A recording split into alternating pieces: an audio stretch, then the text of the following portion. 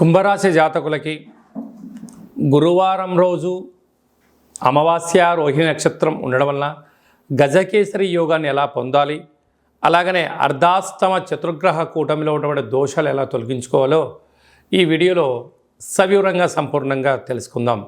కుంభరాశిలో ఏ నక్షత్రాలు వస్తారుగా ధనిష్ట నక్షత్రంలోని 3వ పాదం, 4వ పాదం, శతభిష నక్షత్రంలోని 4 పాదాలు, పూర్వాభాద్ర నక్షత్రంలోని 1, 2, 3 పాదములు కలిపితే కుంభరాశి అవ్వడం జరుగుతుంది.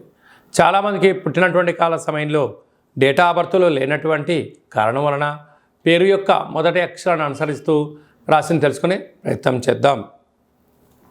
గు, గే, గో, సా, సి, సు, సే, సో, ద అక్షరాల వారందరూ కూడా కుంభరాశి జాతకులే. కుంభరాశి యొక్క అధిపతి శని భగవానుడు. వీరికి ఒకవైపు ఏళ్లనాటి శని మధ్యమ సంచార స్థితి జరగడం, రాశిలోనే శని భగవానుడు ఉండడం, ధనస్థానంలో రాహు సంచార స్థితి ఉండడం వలన వృత్తులలో, ఉద్యోగాల్లో, వ్యాపారాల్లో వీళ్ళకు సహజంగానే చాలా హార్డ్ వర్క్ చేయడము, ఎవరిని అనడం వద్దు, అనిపించుకోవడం వద్దు, ధర్మ మార్గంగా ఉండాలని కోరుకుంటూ ఉంటారు. కానీ గ్రహాల యొక్క సంచార స్థితి అనుకూలించదు కనుక బంధువులని, మిత్రులని, స్నేహితులని, సన్నిహితులందరూ కూడా లేనిపోని బంధుత్వాన్ని అంటగట్టుకొని మీ దగ్గర ఉండబడిన ధనాన్ని ఎలా తీసుకెళ్ళాలి, ఎలా మిమ్మల్ని రుణ బాధలు చేయాలి, మీ దగ్గర ఉన్న స్థలాన్ని నేను ఎలా తీసుకోవాలి, ఆ స్థలాన్ని ఎలా బ్యాంకులో లోన్లో పెట్టేయాలి, లేకపోతే దీన్ని తీసుకొని వెళ్ళి ఇంకో చోట తాకట్టు ఎలా పెట్టేయాలని చెప్పి అనేక మంది శత్రువులు పొంచి ఉన్నారు. కనుక ఇలాంటి కాల సమయంలో మౌనం, ధ్యానం, ఏకాగ్రత మీరు ఉండగలిగినట్లయితే, సున్నితంగా దాన్ని తిరస్కరించగలిగినట్లయితే స్థిర చరాస్తులు పోగొట్టుకోకుండా, ధనాన్ని పోగొట్టుకోకుండా, మీరు పోలీస్ స్టేషన్లు, కోర్టు మెట్లు ఎక్కకుండా ఉండే పరిస్థితి చాలా అధికంగా ఉంటుందని చెప్పి గమనించాలి. తృతీయంలో కుజుడు సంచారం చేయడం వలన తల్లిదండ్రులు, బంధుమిత్రులు, అన్నదమ్ములు వీళ్ళందరూ కూడా నీ దగ్గర ప్రేమ ఉందని, నీపైన ప్రేమను డబ్బులతో కురిపించే పరిస్థితి ఉంటుంది. ఒక్కరోజు డబ్బులు లేవని చెప్పండి, వాళ్ళని ఒక 10 రూపాయలు అప్పు అడగండి, వాళ్ళ నిజస్వరూపం మీకు బయటపడుతుందని చెప్పి గమనించాలి.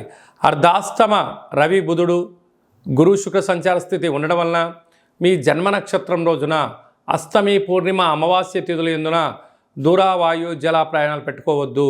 వాహన ప్రమాదాలు, జలగండాలు, అగ్నిగండాలు, ప్రమాదాలు పొంచి ఉన్నాయి.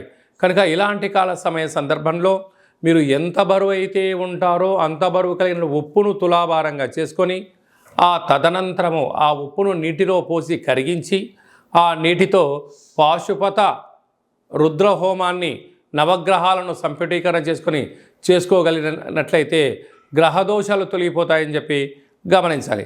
అలాగనే అష్టమంలో కేతు ఉండడం వలన అది అధర్మం అని తెలిసినా అటువైపు ప్రయాణం చేయడం, మీరు మోసపోతున్నారో అని తెలిసినా కూడా వాటిని ఆపే పరిస్థితి లేకపోవడము కొద్దిపాటి ఇబ్బందికరం.